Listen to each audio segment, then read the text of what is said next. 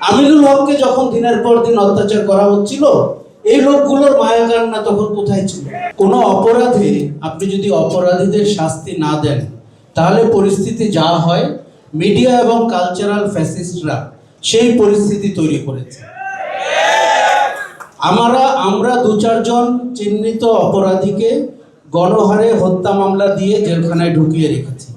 তাদের জন্য আবার প্যারিস, সুইজারল্যান্ড থেকে বিবৃতি আসে তাদের মুক্তি দেওয়ার জন্য, কিন্তু তাদের অপরাধ খুনের চেয়ে বেশি। তাদের অপরাধ গণহত্যাকে উস্কে দেওয়ার, তাদের অপরাধ বাংলাদেশের মানুষের অধিকার কেড়ে নেওয়ার, তাদের অপরাধ মিডিয়াকে কুক্ষিগত করে শেখ হাসিনাকে ফ্যাসিস্ট বানানোর। আমাদের ক্রিমিনাল জাস্টিস সিস্টেম বদলাতে হলে বদলাতে হবে। এই অপরাধগুলোকে অপরাধের আওতায় এনে শাস্তির ব্যবস্থা করতে হবে। আমাদের আইন হচ্ছে ফৌজদারি অপরাধের আইন। কেউ কাউকে খুন করলো, তার বিচার হয়।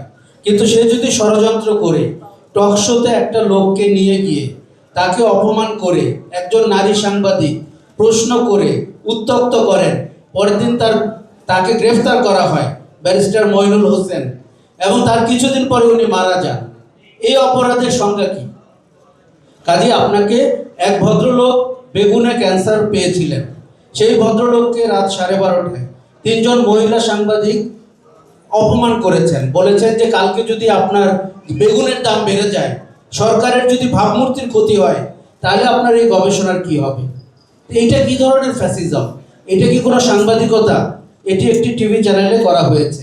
ওই একই টিভি চ্যানেলে বাংলাদেশের অসুখ বলে একটি ধারাবাহিক অনুষ্ঠান করা হতো। বাংলাদেশের অসুখ হচ্ছে কেন আওয়ামী লীগের বাইরে লোকে ভোট দেয়। বাংলাদেশের অসুখ হচ্ছে কেন ভোট হলে বিএনপি পাওয়ারে আসে। তো অসুখ যদি আপনি আইডেন্টিফাই করেন, কিছু তথ্য আপনাকে দিতে হবে। তারা তথ্যও দিত।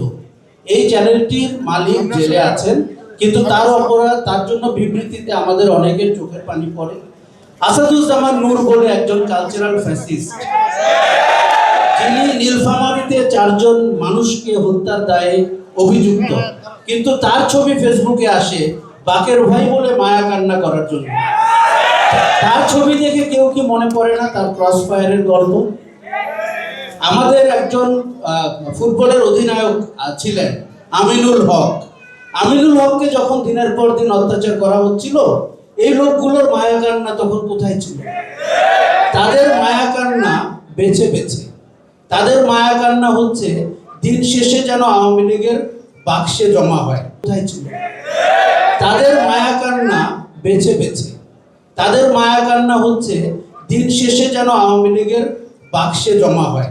কাজে আপনি যে বলছেন মিডিয়া বা কালচারাল ফ্রন্ট পোস্ট রেভলিউশনে কি করছে, তারা সাংঘাতিকভাবে আওয়ামী লীগকে ফিরিয়ে আনার চেষ্টা করছে।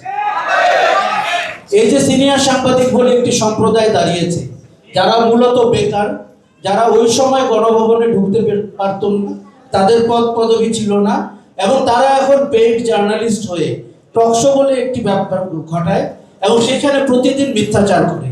তারা বলে পুলিশ নাকি মারা গেছে আমাদের ছাত্র জনতার চেয়ে বেশি। তারা মনে করে যে জঙ্গিরা, এমনকি প্রফেসর ইউনুস স্নাইপার হিসাবে 5 তলার উপর দিয়ে দাঁড়িয়ে ছাত্রদের খুন করেছে। এই যে লোকগুলো, এগুলো মানুষ পর্যায়ে পড়ে না, সাংবাদিক তো দূরের কথা। কাজে এদেরকে আপনি মানুষ হিসাবে শাস্তি দিবেন কিনা, এই সিদ্ধান্ত নিতে হতে পারে। এবং আমাদের টেলিভিশনগুলো টিআরপি ব্যবসা বন্ধ করতে হবে। আমাদের কোনো ইউটিউবারকে ভিউ ব্যবসা বন্ধ করতে হবে। তাতে যদি ইতিহাসে আমাদের নিন্দা করতে হয়, আমাদের নিন্দা করা হোক, কিন্তু বাংলাদেশে যারা জীবন দিয়েছে অধিকারের জন্য, তার প্রতি আমার ঈমান ঠিক রাখতে হবে। এবং তাতে করে সভ্য সমাজের কাছে আমি গ্রহণযোগ্য হলাম কি হলাম না, আমি মনে করি কালচারাল ফ্রন্ট দিয়ে আওয়ামী লীগের এই যে ফ্যাসিজম ফিরে আসার আশঙ্কা, সেটি অত্যন্ত অমূলক। কিন্তু আমরা একসাথে না দাঁড়ালে, মিডিয়াকে নিয়ন্ত্রণ না করলে, কালচারাল ফ্যাসিস্টের মুখ উন্মোচন না করলে, এই আশঙ্কা নিয়ে আমাদের বেঁচে থাকতে হবে। আমি যদিও বলতে চাই, আমাদের জীবনের একটি মুহূর্ত শেখ হাসিনা ফিরবে কি ফিরবে না, এই ধরনের চিন্তায় নষ্ট করবেন না। আপনার সন্তানের সাথে সময় কাটান, প্রিয়তমার সাথে সময় কাটান, ফুল গাছ দেখেন, লেকের পাড়ে বসে থাকেন, জীবন উপভোগ করেন। ফ্যাসিস্টরা কোনোদিন ফিরে আসে না।